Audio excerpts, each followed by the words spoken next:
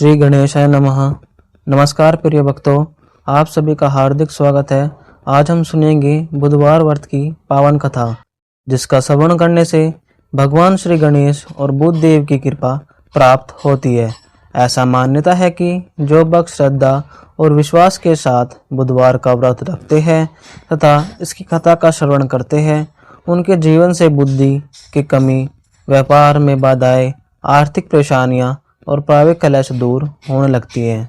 तो आइए बिना किसी विलंब के श्रद्धापूर्वक बुधवार व्रत की कथा का शुभारंभ करते हैं। बहुत समय पहले की बात है। एक नगर में एक अत्यंत धनवान व्यापारी रहता था। उसके पास धन दौलत, मान सम्मान और किसी भी वस्तु की कमी नहीं थी। उसका एक कुशल, सुंदर और आज्ञाकारी पुत्र था। समय आने पर व्यापारी ने अपने पुत्र का विवाह एक सुंदर, गुणवान और संस्कारी कन्या से कर दिया। विवाह बड़े धूमधाम से संपन्न हुआ। विवाह के बाद कुछ दिनों तक बहू अपने मायके में रही, जैसे ही समय की परंपरा थी। कुछ समय बाद व्यापारी का पुत्र अपनी पत्नी को विदा कराकर घर आने की इच्छा लेकर अपने ससुराल पहुंचा। उस दिन बुधवार था। जब उसने अपनी पत्नी को विदा करने की बात कही, तब उसने ससुर से विनम्रता से कहा, बेटा, आज बुधवार का दिन है। हमारे यहाँ मान्यता है कि इस दिन नई बहू की विदाई नहीं की जाती। यदि संभव हो तो एक दिन और रुक जाओ और कल समाप्त करना। लेकिन युवक ने मुस्कुराकर कहा, पिताजी, मैं इन बातों पर विश्वास नहीं करता। शुभ अशुभ तो हमारे कर्मों से बनते हैं। मैं आज ही अपनी पत्नी को लेकर जाऊंगा। ससुर ने फिर समझाया। परिवार के अन्य लोगों ने भी बहुत आग्रह किया, परंतु युवक अपने निर्णय पर अडिग रहा। अतः भारी मन से उन्होंने अपनी बेटी को विदा कर दिया। दोनों पति पत्नी बैलगाड़ी में बैठकर अपने घर की ओर चल पड़े। कुछ देर जाने के बाद दोपहर का समय हो गया। तेज धूप थी। पत्नी को प्यास लगी। पति ने कहा, स्वामी, यदि कहीं जल मिल जाए तो बहुत अच्छा होगा। पति ने उसे एक विशाल वृक्ष की छाया में बैठाया और स्वयं जल लेने चला गया। कुछ समय बाद वह पानी लेकर लौटा, लेकिन जैसे ही वह वहां पहुंचा, उसके पैरों तले से जमीन खिसक गई। उसने देखा कि उसकी पत्नी के पास बिल्कुल उसी के समान रूप, रंग, वस्त्र और स्वर वाला एक दूसरा युवक बैठा हुआ था। दोनों एक जैसे दिखाई दे रहे थे। यह देखकर व्यापारी का पुत्र घबरा गया और बोला, यह मेरी पत्नी है, तुम कौन हो? दोनों अपने आप को वास्तविक पति बताने लगे। पत्नी भी आश्चर्यचकित थी। वह समझ नहीं पा रही थी कि उसका वास्तविक पति कौन है। थोड़ी ही देर वहां रांगरियों की भीड़ इकट्ठा हो गई। सभी लोग दोनों को देखकर हैरान थे, क्योंकि दोनों में कोई अंतर ही नहीं था। तभी नगर के सैनिक भी वहां पहुंच गए। उन्होंने दोनों से अलग अलग प्रश्न किए, लेकिन दोनों के उत्तर एक जैसे थे। अब किसी के लिए भी निर्णय करना असंभव होता। व्यापारी का पुत्र मन ही मन भयभीत हो गया। उसे अपने ससुर की बात याद आने लगी कि बुधवार के दिन यात्रा नहीं करनी चाहिए। उसने आंखें बंद करके सच्चे मन से भगवान श्री गणेश और बुधवार का स्मरण किया। वह बोला, हे विघ्नहर्ता श्री गणेश, यदि मुझसे कोई भूल हो गई हो तो मुझे क्षमा करे। मैंने बड़ों की बात का अनादर किया। मुझे अपने अहंकार का दंड मिल रहा है। कृपा करके मेरी रक्षा कीजिए। जैसे ही उसने सच्चे मन से प्रार्थना की, उसी क्षण आकाश में दिव्य वाणी सुनाई दी, हे मनुष्य, तुमने परंपरा और बड़ों की सीख का अनादर किया, इसलिए तुम्हें यह कष्ट सहना पड़ा। बुधवार के दिन बिना आवश्यकता शुभ कार्य की यात्रा या नई बहू की विदाई से बचना चाहिए, किंतु तुमने पश्चाताप किया है, इसलिए तुम्हें क्षमा किया जाता है। इतना सुनते ही वह दूसरा युवक अचानक अदृश्य हो गया। सभी लोग यह दिव्य चमत्कार देखकर आश्चर्यचकित रह गए। व्यापारी के पुत्र ने भगवान श्री गणेश और बुधवार को बार बार प्रणाम किया। उसने प्रण लिया कि आज के बाद वह कभी भी बड़ों की सीख व अवहेलना नहीं करेगा और प्रत्येक बुधवार श्रद्धापूर्वक व्रत रखेगा और भगवान बुधवार की पूजा करेगा। कुछ समय बाद दोनों पति पत्नी सुकुशल अपने घर पहुंच गए। जब उन्होंने अपने परिवार को पूरी घटना सुनाई तभी सभी ने भगवान श्री गणेश की महिमा का गुणगान किया। उस दिन के नगर में लोगों ने बुधवार व्रत का पालन करना प्रारंभ कर दिया।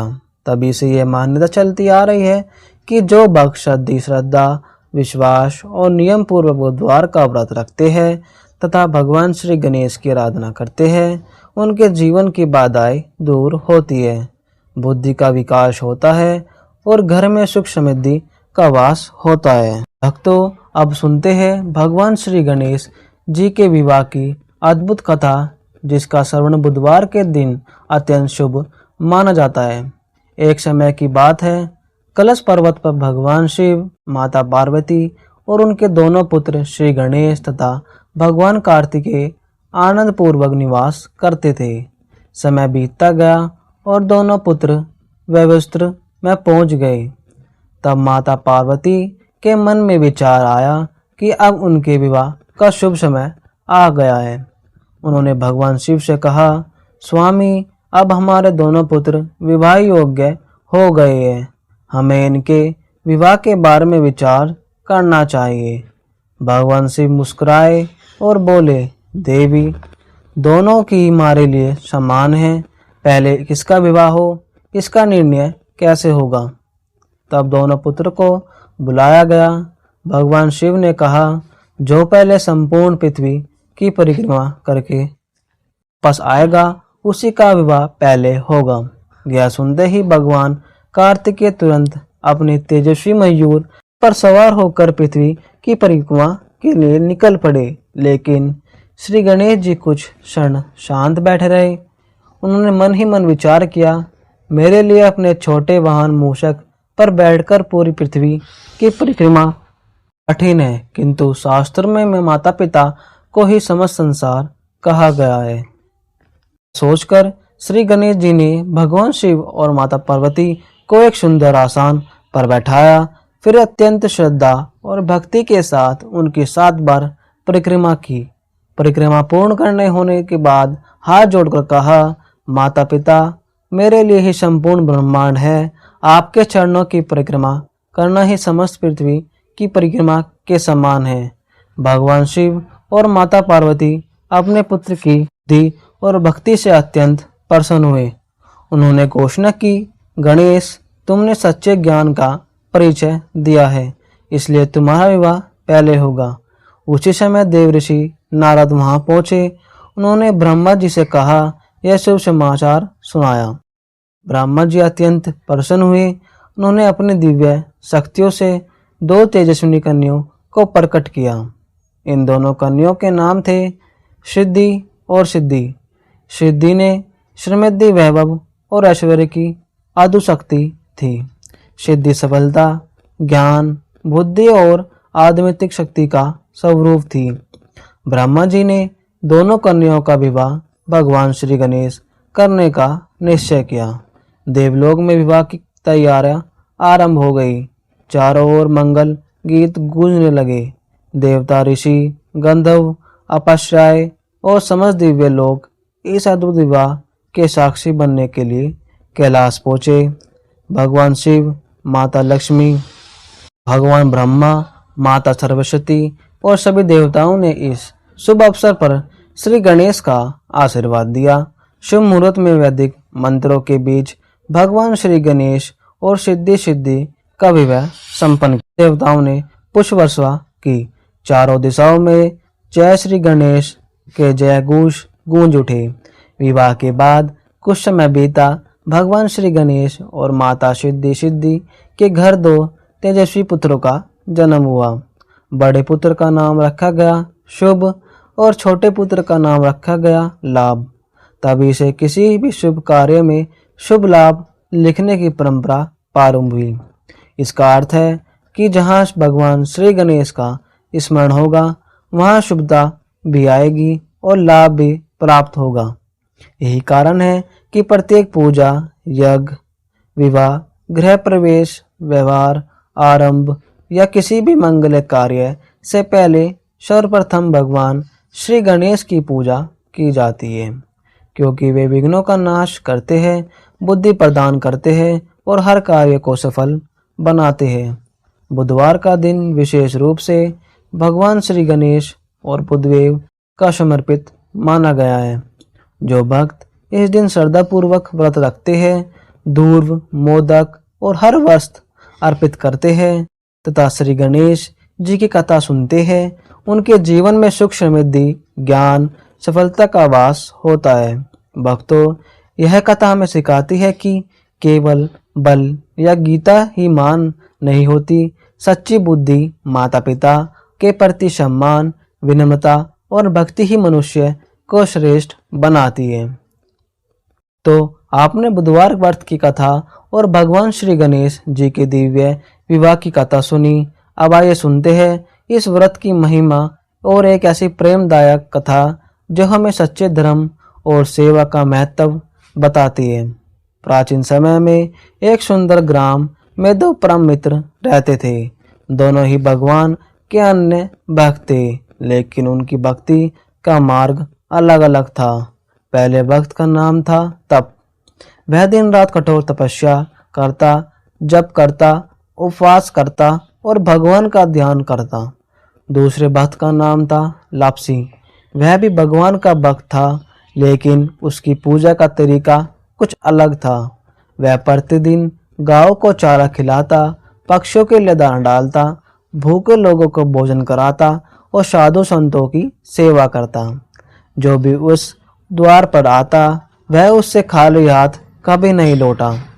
समय बीतता गया। एक दिन देवलोक में देव ऋषि नारद जी ने भगवान विष्णु से पूछा, प्रभु, इन दोनों भक्तों में श्रेष्ठ कौन है, जो कठोर तप करता है या जो सेवा और दान करता है? भगवान मुस्कुराए और बोले, नारद, इसका अंतर समय आने पर स्वयं मिल जाएगा। कुछ दिनों बाद भगवान श्री गणेश की प्रेरणा से नारद जी पृथ्वी पर आए। उन्होंने अपनी अंगुली में एक बहुमूल्य स्वर्ण मूर्तिका अर्थात सोने की अंगूठी धारण की हुई थी। वह पहले तप के आश्रम पहुंचे। तप उस समय गहरे ध्यान में बैठा था। नारद जी ने जानबूझकर अपनी अंगूठी वहीं गिरा दी और बिना कुछ कहे आगे बढ़ गए। कुछ देर बाद तप का ध्यान टूटा। उसने चमकती हुई अंगूठी देखी। उसका मन में विचार आया, यह बहुत तो मूल्यवान है। यदि मैं इसे रख लूं तो भविष्य में काम आएगी। उसने अंगूठी उठाई और अपने वस्त्रों में छिपा ली। फिर उसने सोचा कि यदि कोई पूछेगा तो कह दूंगा कि मुझे कुछ नहीं मिला। उसी समय नारद जी लौट आए। उन्होंने मुस्कुराकर कहा, वत्स, क्या यहाँ मेरी कोई अंगूठी गिर गई है? तब कुछ क्षण मौन रहा, फिर बोला, नहीं मुनिवर, मुझे तो कुछ भी दिखाई नहीं दिया। नारद जी सब समझ गए, लेकिन बिना कुछ कहे वहां से चल पड़े। अब वे लापसी के घर पहुंचे। वहां उन्होंने वही अंगूठी फिर से गिरा दी। कुछ ही क्षण बाद लापसी की दृष्टि उस अंगूठी पर पड़ी। उसने तुरंत से उठाया और मन ही मन कहा, यह अवश्य किसी यात्री की होगी। इसे सुरक्षित रखता हूँ ताकि जिसका है उसे लौटा सकूं। तभी नारद जी वापस आए और बोले, वत्स, क्या मेरी अंगूठी यहाँ गिर गई है? लापसी ने तुरंत दोनों हाथ जोड़कर कहा, मुनिवर, यह रही आपकी अंगूठी। मैं आपकी प्रतीक्षा ही कर रहा था। नारद जी अत्यंत प्रसन्न हुए। उन्होंने कहा, वत्स, तुमने ये केवल ईमानदारी दिखाई, बल्कि लोभ से भी अपने मन को बचाया। यही सच्ची भक्ति है। फिर नारद जी ने भक्तों को हाथ से लेकर भगवान विष्णु के समक्ष पहुंचे। भगवान ने तप की ओर देखा, तुम्हारी तपस्या महान है, लेकिन जब तक मन में लोभ, अहंकार और स्वार्थ समाप्त नहीं होगा, तब तक तप पूर्ण नहीं माना जाएगा। फिर भगवान ने लापसी की ओर देखकर कहा, तुमने सेवा ध्यान, सत्य और ईमानदारी का मार्ग अपनाया। यही भक्ति मुझे सबसे अधिक प्रिय है। भगवान ने आगे कहा, जो भूखे को भोजन कराता है, प्यासों को जल पिलाता है, पशु पक्षियों की सेवा करता है, सत्य का पालन करता है और बिना किसी स्वार्थ के दूसरों का भला करता है, वही मेरा सच्चा भक्त है। यही सुनकर तब की आंखों से आंसू बहने लगे। उसने भगवान से क्षमा मांगी और प्रण लिया कि आज से वह केवल तप ही नहीं करेगा, बल्कि सेवा, दान और करुणा को अपने भी जीवन में का हिस्सा बनाएगा। भगवान विष्णु ने दोनों भक्त को आशीर्वाद दिया और कहा, जिस घर में भगवान श्री गणेश का स्मरण, बुधवार का व्रत, सत्य, सेवा और दया का वास होगा, वहाँ सदैव सुख, शांति और समृद्धि बनी रहेगी। भक्तों, इस कथा में हमें ये शिक्षा मिलती है कि केवल पूजा पाठ ही पर्याप्त नहीं है। यदि हमारे व्यवहार में प्रेम, दया, ईमानदारी और सेवा नहीं है तो हमारी साधना अधूरी है। इसलिए भक्तों, बुधवार के दिन यदि आप भगवान श्री गणेश की पूजा करने के साथ साथ किसी भूखे को भोजन कराए, गाय को हरा चारा खिलाए, पक्षियों को दाना डाले या किसी जरूरतमंद की सहायता करे, तो इस व्रत का पूर्ण फल कई गुना बढ़ जाता है। तो भक्त अपनी श्रद्धा के अनुसार 11 या 21 या 108 बार इन मंत्रों का जाप करते हैं, उनके जीवन में ज्ञान, बुद्धि, व्यापार, शिक्षा और वाणी से संबंधित बाधाएं दूर होने लगती है। अब आइए भगवान श्री गणेश जी के संक्षिप्त आरती गाते हैं। जय गणेश जय गणेश जय गणेश देवा, माता जाकी पार्वती पिता महादेवा, एक दंत गयावंत चार भुजाधारी, माथे सिंधु सोवे मूसे की सवारी, आंधन को आंख दे कोडिन को काया, भाजन को पुत्र दे निर्धन को माया। जय गणेश जय गणेश जय गणेश देवा, माता जाकी पार्वती पिता महादेवा। भक्तों, आरती के पश्चात भगवान से अपनी मनोकामना कहे और प्रार्थना करे कि वे आपके जीवन के सभी दुख दूर करे तथा आपको सद्बुद्धि प्रदान करे। यदि संभव हो तो इस दिन किसी निर्धन व्यक्ति के हरी मूंग या हरे फल या हरा चारा खिलाए, किसी को दाना डाले और किसी के भूखे को भोजन कराए। ऐसा करने से व्रत का पुण्य और भी बढ़ जाता है। अब आइए अंत में श्री गणेश और बुद्ध से प्रार्थना करते हैं। हे प्रथम पूज्य विघ्नहर्ता, बुद्ध के देवता भगवान श्री गणेश, आप हम सभी पर कृपा बनाए रखे। हमारे जीवन के सभी संकट, भय, रोग, दुख और विघ्न दूर कीजिए। हमारे घर परिवार में सुख, शांति, समृद्धि, प्रेम और सौंदर्य का वास हो। हमारी बुद्धि सदैव धर्म और सत्य के मार्ग पर चले। हे बुद्धदेव, हमें मधुर वाणी, उत्तम विचार, सही निर्णय लेने की शक्ति और ज्ञान प्रदान कीजिए। हमारे व्यापार, शिक्षा, नौकरी और जीवन के प्रत्येक क्षेत्र में सफलता प्रदान करें। जो भी व्यक्ति श्रद्धा और विश्वास के साथ इस बुधवार का व्रत था यह श्रवण कर रहे हैं, भगवान श्री गणेश उनके जीवन में शुभता, सिद्धि, सिद्धि, शुभ और लाभ का वास करे। उनके सभी शुभ कार्य बिना किसी बाधा के पूर्ण हो और उनके पास सदैव भगवान शिव, माता लक्ष्मी और श्री गणेश की कृपा बनाए रखे। बोलिए श्री गणेश भगवान की जय, बुद्धदेव महाराज की जय। हर हर महादेव।